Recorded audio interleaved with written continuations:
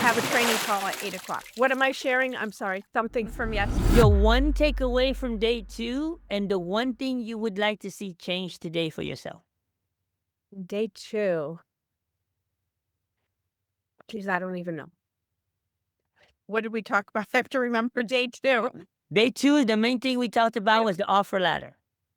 Oh, Lead yeah. magnets, offer letter, free to paid. I think yesterday for me, it was more like the lead magnets. Like, why am I not, like I asked yesterday, right? Should I be dropping the link to a lead magnet as opposed to just giving it away?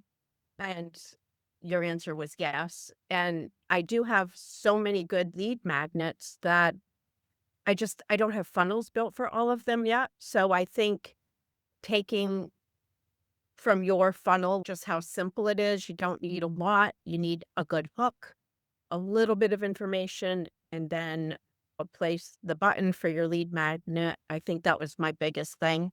And I'm in a lot of communities that I'm paying for as well to advertise or to promote in, and I'm not doing it just because I don't have everything in my funnel. So, like, I can drop community links and stuff, but I don't have funnels for all of my lead magnets yet.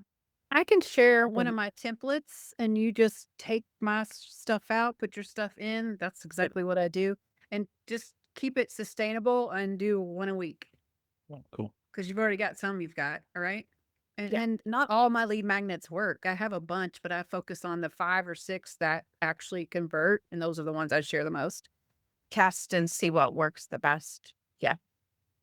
The main thing I've learned from Jennifer, guys, on the lead magnet is number 1 question you have to ask yourself. Okay. You take your squeeze page, right? For instance, right? Where they put in the email. And you ask yourself, is this enough for me to put in my email? Do I have enough value here to put in my email? Do I have a reason to put in my email? Because if you don't have a reason to put in your email, they ain't going to have a reason to put in their email. Does that make sense? Yep. And that's based on clarity. Is your message clear enough? Is it visible? Is it busy? Is it clean? Is it simple? Right? Does it really redirect everything to your call to action? The second question you have to ask yourself, when they click on that button and you earn their trust to get the email, are they going to end up where you want them to end up, which is what we call the destination? Does that make sense? Because if they click that button and you're playing bait and switch, you lost them before they even got to the destination, right? So your message has to be very clear, but it also has to follow through.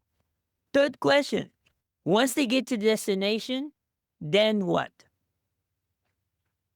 You can answer those 3 questions, your lead magnet is ready to market. You can't answer the 3 questions, your lead magnet is not ready to market. And if you're still working on, okay, low ticket, mid ticket, got to figure that out. How would I bridge the gap? Lead them to your community. It's simple. That's why I have to go back and now do the other. If your community is your space that you're trying to get into, it's kind of like this. I don't do the job of my pastor. My job is to bring him to the church. My pastor's job is to do his job, right? So let's say I am a member. So that means I'm the church member. My community is the space. Then you have the community owner. What is my job as a member? Bring him to the space. Once I bring him to the space, I have to show up the way I'm supposed to show up. But what do? I let the community owner do the heavy lifting. Does that make sense? Yep. That's all you do. If you can understand that and you can practice that, if you're the community owner, you got an extra role, bringing value to the community. Does that make sense? But you understand the role and you understand what you're supposed to do and not to do, everything else will fall into perspective. I promise you. All I just said to you was one sentence. Know to stay in your lane. In life, in business. Always trying to stay in my lane.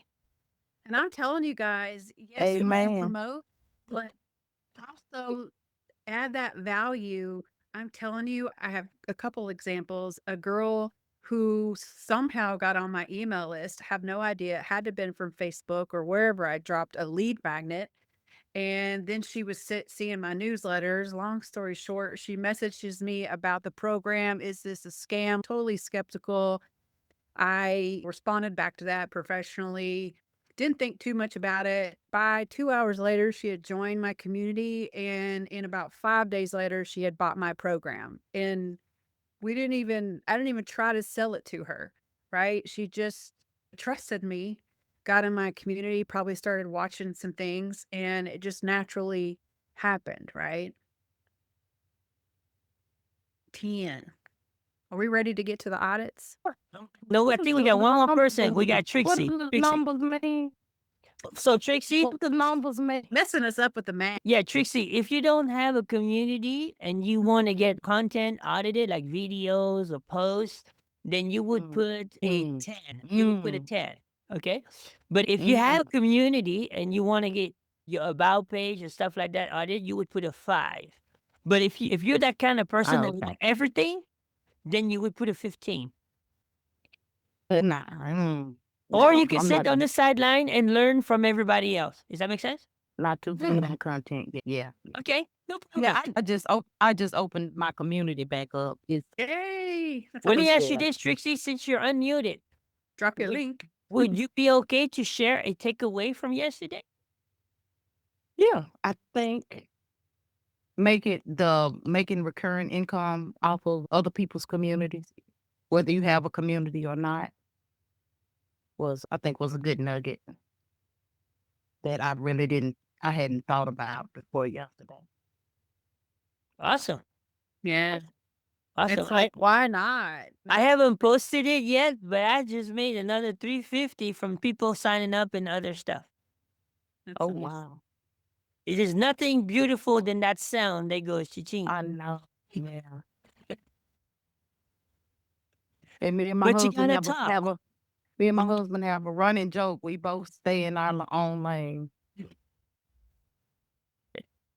Good stuff, Trixie. Really nice to meet you. Okay. All right, guys. Okay. I'm going to go ahead and stop the recording because we don't want it too long. So that was just the takeaway of day 2. And that was the one thing we want to change today. And when I start the recording, we're going to go through the audits. Okay. And we're going to go in the same order that they show up inside of the chat. Okay.